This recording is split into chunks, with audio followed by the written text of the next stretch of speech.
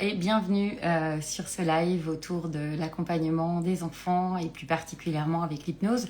Ça fait un petit moment que je ne suis pas venue ici en live, ça fait même très longtemps que je ne suis pas venue ici en live et j'avais envie de prendre un petit temps avec vous pour pouvoir répondre à vos questions si vous en avez.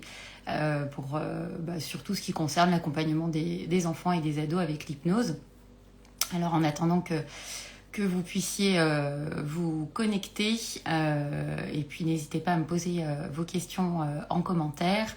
Eh bien, j'avais envie déjà de commencer à répondre à deux questions que j'ai réussi à récupérer. En fait, on avait mis une story la semaine dernière avec une petite boîte à questions. Je n'ai pas réussi à récupérer toutes les questions, donc si vous passez par là, n'hésitez pas à me poser vos questions ici et puis j'essaierai d'y répondre. Mais déjà une question qui revient très souvent, qui est est-ce qu'on peut accompagner ses propres enfants avec l'hypnose ? Alors, c'est toujours un peu délicat. Moi, je pense que on ne peut pas être le parent et le thérapeute. Ce sont quand même deux casquettes extrêmement différentes. Alors, je sais que ça peut être très frustrant quand on est parent et qu'on a des outils et qu'on se dit mais bon sang, mon enfant ne va pas bien et ce serait chouette de pouvoir l'accompagner avec les outils que j'ai à ma disposition. Mais attention quand même parce que voilà, vous restez d'abord à cette place de parent et que moi, je crois qu'on ne peut pas être le thérapeute de son enfant.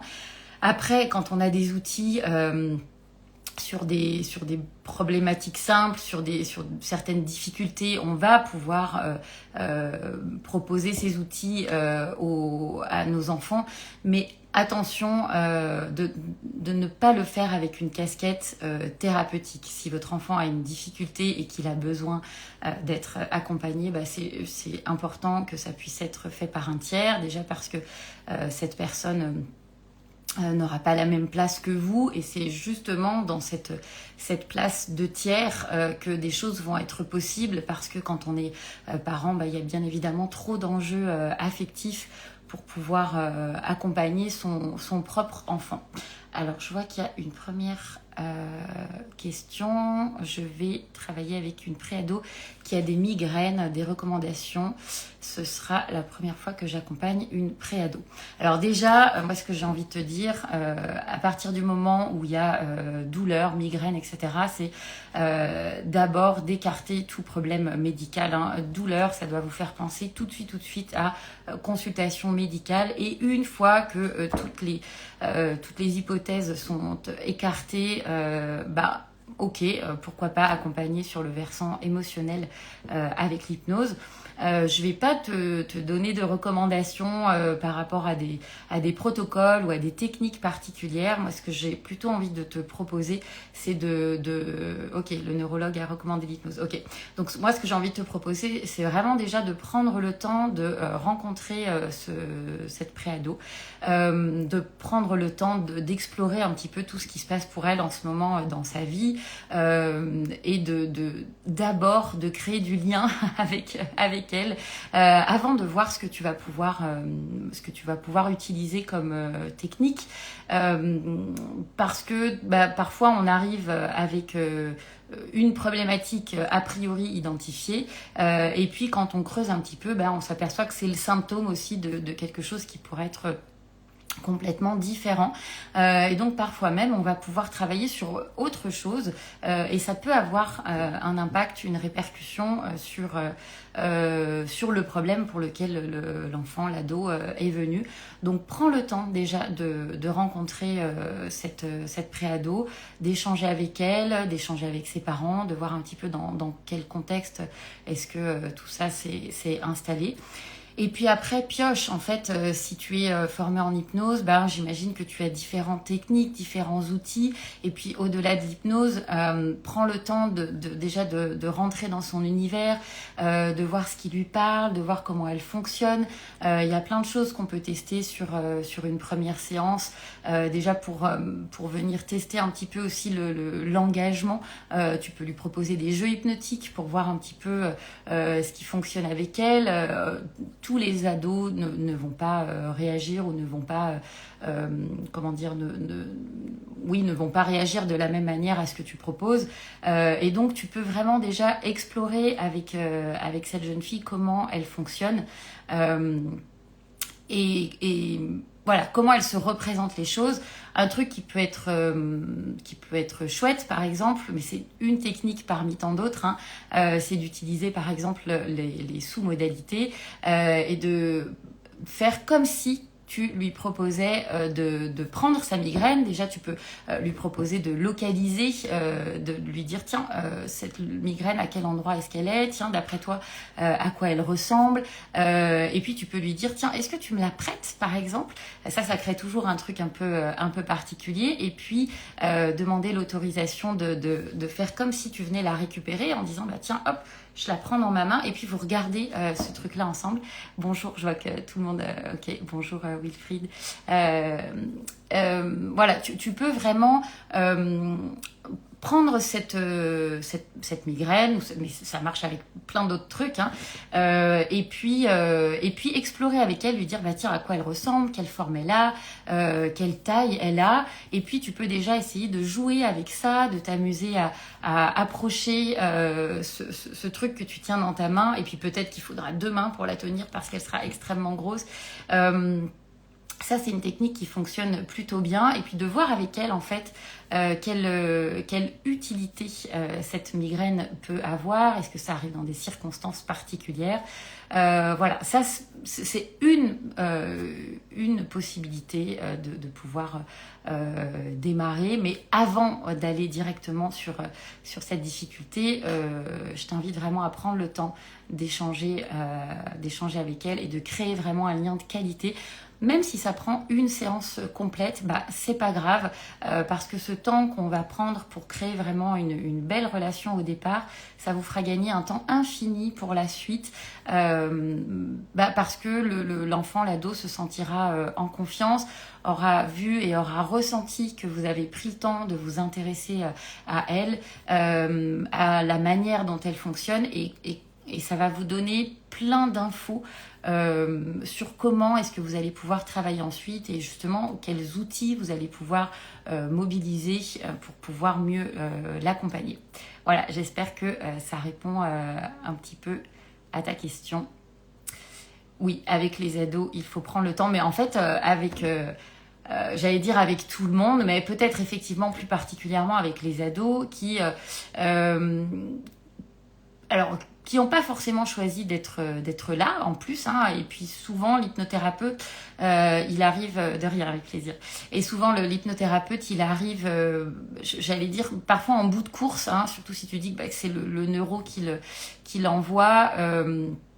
On peut imaginer que cette jeune fille, elle a déjà vu peut-être plusieurs médecins, plusieurs spécialistes, etc. Et donc, c'est quand même toujours assez lourd de devoir se raconter à nouveau. Et donc, ça, c'est pareil, on n'est pas obligé de demander de refaire un historique complet dès le départ. Déjà parce que si finalement vous vous rendez compte l'une et l'autre que ça ne matche pas, si elle accroche pas avec toi, c'est encore lui avoir fait raconter et raconter encore, et puis si elle doit aller voir quelqu'un d'autre, il faudra qu'elle recommence. Et donc moi je trouve que c'est toujours chouette vraiment de prendre le temps déjà de s'intéresser à elle sans focaliser sur le problème, parce que souvent c'est ce qui est fait, et ça peut être quand même assez lourd de devoir raconter encore. Et puis oui, comme le dit Wilfried, c'est rarement leur choix, parce que souvent ce sont les parents aussi qui sont eux aussi fatigués, inquiets, et qui essayent de trouver une solution parce qu'ils aimeraient que leur enfant aille mieux. Donc l'enfant ado a pas forcément choisi d'être là, il suit un petit peu parce qu'il voit bien qu'il y a un problème et puis il faut en faire quelque chose.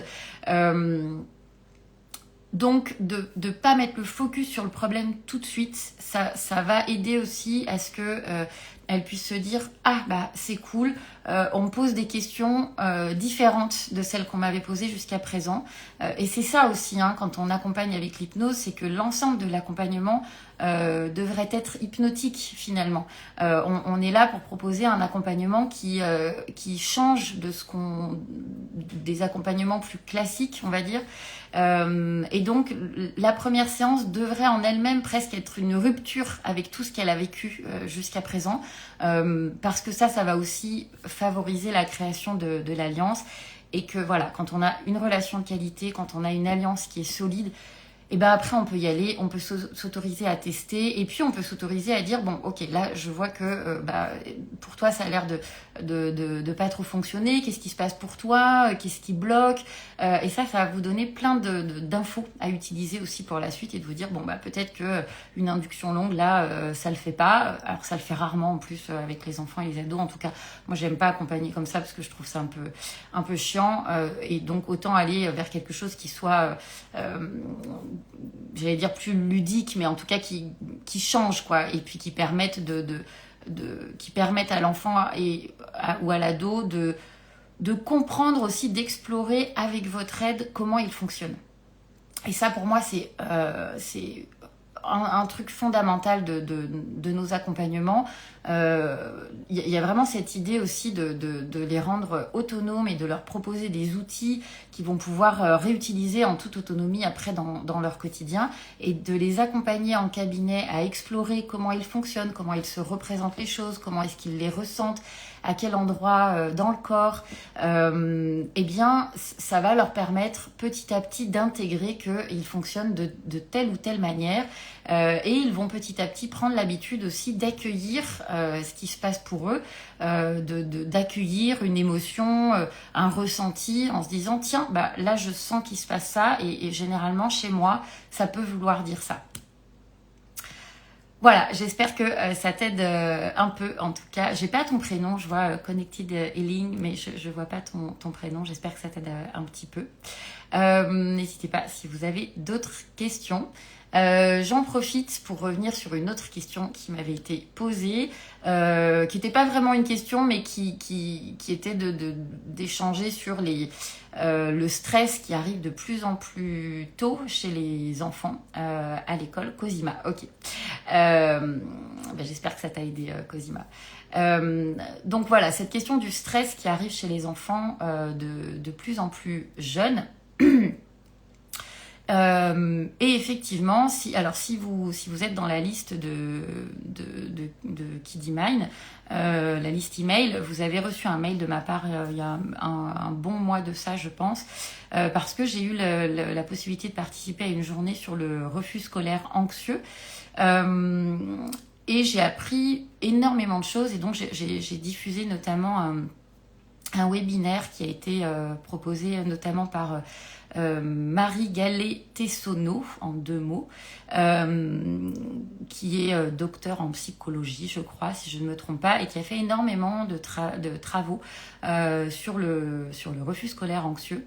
Et donc, on observe effectivement actuellement une augmentation, mais vraiment massive, des cas de refus scolaire anxieux, et puis une dégradation assez hallucinante de la santé mentale chez les jeunes, et de plus en plus tôt effectivement, puisque là en fait la personne qui intervenait expliquait que il y a vraiment dans les stats, hein, alors on était sur les stats des Bouches-du-Rhône, mais a priori c'est quelque chose qui se vérifie partout. Il y a vraiment une explosion massive des cas de refus scolaire anxieux depuis le Covid. En tout cas, il y a un avant Covid et un après Covid qui est vraiment très alarmant. Probablement qu'on commence à mesurer aujourd'hui l'impact de ce que cette période a fait, hein, chez les jeunes. Et donc voilà, je vous invite vraiment à chercher. Vous pouvez trouver le lien sur YouTube, où j'essaierai de vous le mettre après en story. Sur YouTube, vous cherchez webinaire refus scolaire anxieux, Marie Gallet-Tessonneau, et vous allez le trouver. Il est accessible gratuitement. Il dure un peu plus d'1 heure, et moi je l'avais partagé assez massivement quand je suis sortie de cette formation. Parce qu'en fait, on n'est pas assez formé, parce qu'on n'est pas assez au fait de comment accompagner ça. Ce sont des enfants et des ados qui, en plus, pour la plupart, vont plutôt très bien en dehors de l'école. Et donc, ça crée aussi presque cette idée que c'est un peu de la comédie, en fait. C'est-à-dire que il va y avoir des crises d'angoisse, des crises de panique à l'idée de se retrouver au collège, au lycée, voire même à l'école primaire, puisqu'en fait, ils expliquaient que ça démarre tout petit, parfois CP, CE1, avec vraiment des pics au niveau des changements de cycle, c'est-à-dire que le passage maternelle-primaire, primaire-collège et collège-lycée, avec une explosion assez incroyable sur les passages au lycée. Souvent, les explications possibles de ce pic-là au niveau des changements de cible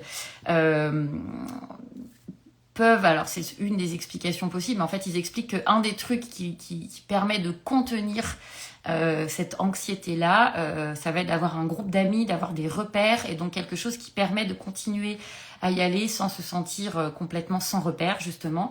Et donc le passage au collège et encore plus le passage au lycée, avec des jeunes qui sont dispersés dans différents collèges ou différents lycées en fonction des orientations de chacun.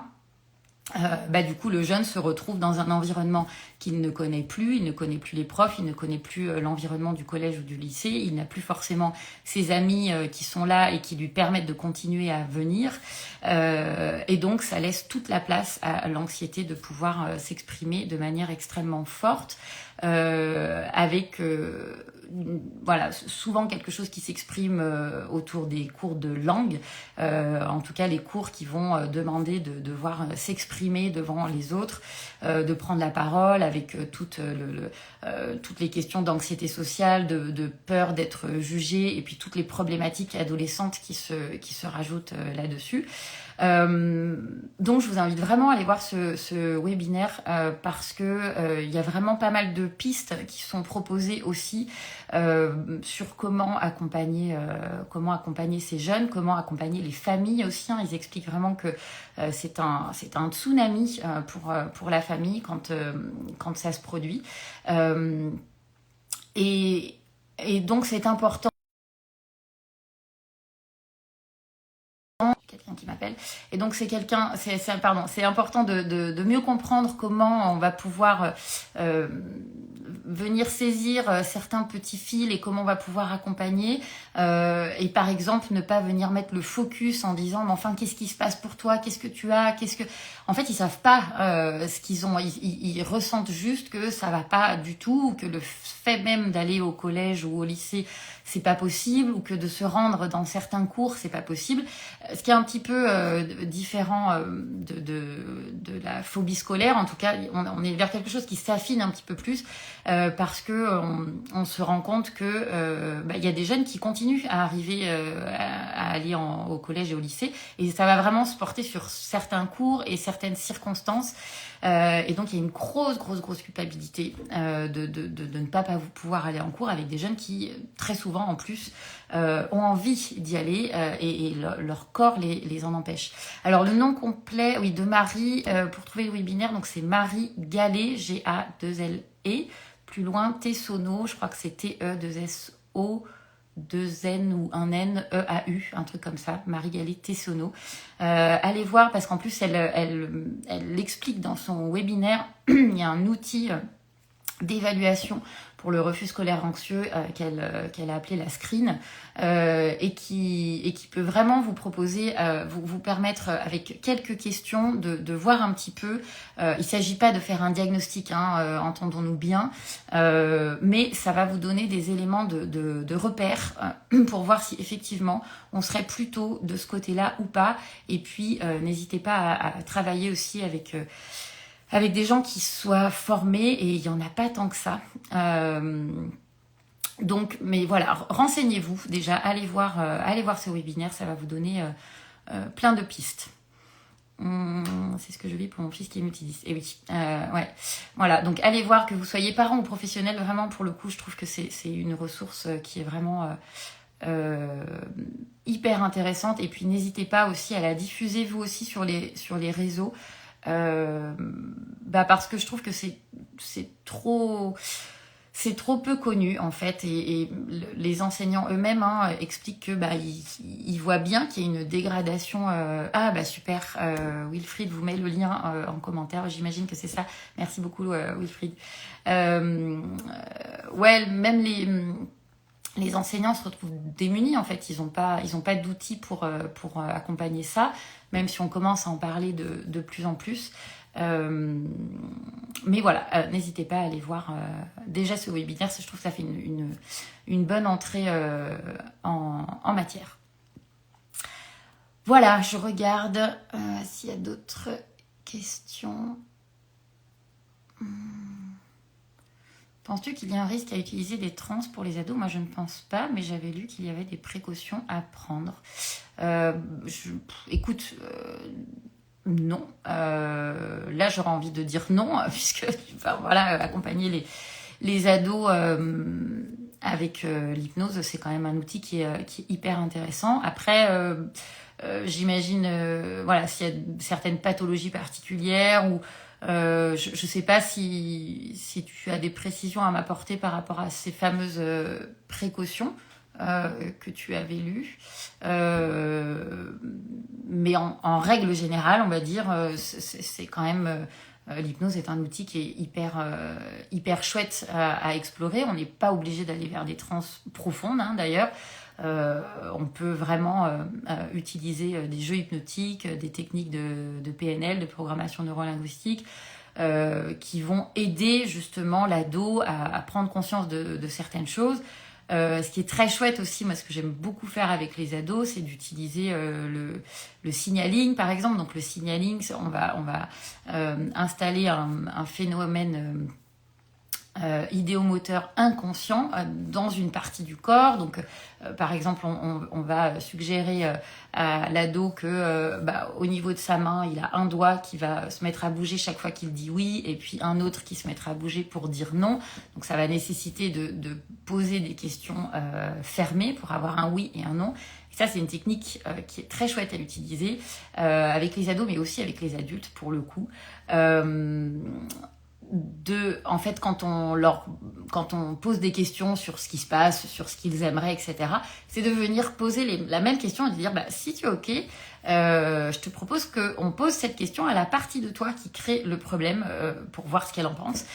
Et parfois, les réponses vont être différentes et ça crée des recadrages assez chouettes avec des belles crises de fou rire où les ados... en fait, c'est un petit peu comme si leur corps venait dire à la place de leur bouche non, là, c'est pas vraiment ça le problème en fait. Et on n'est pas obligé d'ailleurs de creuser et de rentrer dans le détail et de tout savoir et de tout comprendre, parce que ça aussi, ça peut être compliqué avec les ados qui n'ont pas forcément envie de se livrer, déjà parce qu'ils ne vous connaissent pas, et puis parce qu'ils ont leur jardin secret, et c'est complètement normal. Et donc on peut aussi accompagner sans savoir de quoi on parle. Il y a un épisode de podcast, vous pouvez aller sur le podcast Thérapeute Kids que j'ai créé. Alors j'ai plus le numéro de l'épisode en tête, mais il y a un épisode dans lequel j'explique, et puis sur le blog de Kiddy Mind aussi, il y a un article où j'en parle. En tout cas, on n'est pas du tout obligé d'avoir tout le contenu de la problématique, et on va pouvoir accompagner complètement à l'aveugle. Et ça, c'est assez puissant aussi, parce que quand on accompagne à l'aveugle, en fait, on va poser des questions en disant je te pose des questions, mais tu ne réponds que dans ta tête, et à moi, tu vas me dire, par exemple, un nom de couleur, un nom d'objet, et on ne cherche pas la symbolique qu'il y a derrière le nom de couleur ou d'objet, on s'en fout. Et là où c'est très puissant, c'est que comme on pose cette question et qu'on ne demande pas à l'ado, et ça marche très bien avec les adultes aussi, comme on ne demande pas de verbaliser, il n'y a pas le filtre de qu'est-ce que je dis pas, comment je le dis pas. La phrase, elle arrive brute dans la tête de l'ado, et elle peut être assez hard. Et en fait, ça fait souvent venir les phrases que l'ado se répète, qui sont pas toujours très très sympas. Et donc on va avoir l'émotion qui va être présente très vite. Et donc, alors faut être à l'aise avec les émotions qui peuvent être assez fortes. Mais si vous êtes à l'aise avec ça, si vous êtes assez solide avec ça, c'est hyper puissant parce que pour le coup, vous allez pouvoir saisir l'émotion qui passe dans le non-verbal et pouvoir dire tiens, qu'est-ce qui se passe là et vous chopez ce truc-là. Et le simple fait que l'ado voit que vous avez vu cette émotion et que vous la ratifiez, que vous venez la mettre en mots finalement, c'est comme si on disait à l'émotion tiens, je t'ai vu, et ça lui donne l'autorisation de s'exprimer pleinement. Et donc souvent, ça permet d'aller beaucoup plus vite sur le cœur du problème finalement, plutôt que d'être perdu dans ce que j'appelle une diarrhée verbale qui va, alors c'est pas fait consciemment, hein, mais qui aura un peu pour but de venir masquer le fond du problème. Voilà, donc ça c'est un outil qui est assez chouette. Je vois qu'il reste 2 minutes parce que je m'étais dit je reste 30 minutes, il faut que je coupe à midi, j'ai un rendez-vous derrière. J'espère que ce live vous a plu. Dites-moi un petit peu si c'est un format qui vous plaît, et puis si c'est un format qui vous plaît, je le reproduirai chaque semaine. Alors la semaine prochaine je serai pas disponible à 11h30, donc je pense que je le ferai un petit peu plus tôt. Je pense que je le ferai généralement le mercredi dans la matinée. Avec plaisir, Wilfried, merci à toi et merci pour le lien. Voilà, donc je le ferai un petit peu plus tôt dans la matinée, et puis on vous mettra l'horaire dans les stories, et puis je vais voir si j'arrive à récupérer le replay. Comme je fais pas des lives très souvent, je vais voir quand je coupe si ça, je sais pas comment le replay s'enregistre, on verra. Ah super, merci Isabelle, merci Cosina, je ne sais plus. Voilà, c'était cool en tout cas pour moi aussi. Et puis, écoutez, je vous souhaite une belle après-midi. J'espère qu'il fait aussi beau chez vous que chez moi. Ici, on est en Provence, il doit faire 20 degrés dehors. Et ça fait du bien, c'est cool. Voilà, je vous souhaite un bon appétit, une belle après-midi. Et puis, je vous dis à très bientôt. Merci Elodie, merci Isabelle, c'est cool. Salut Gwenaëlle, à bientôt.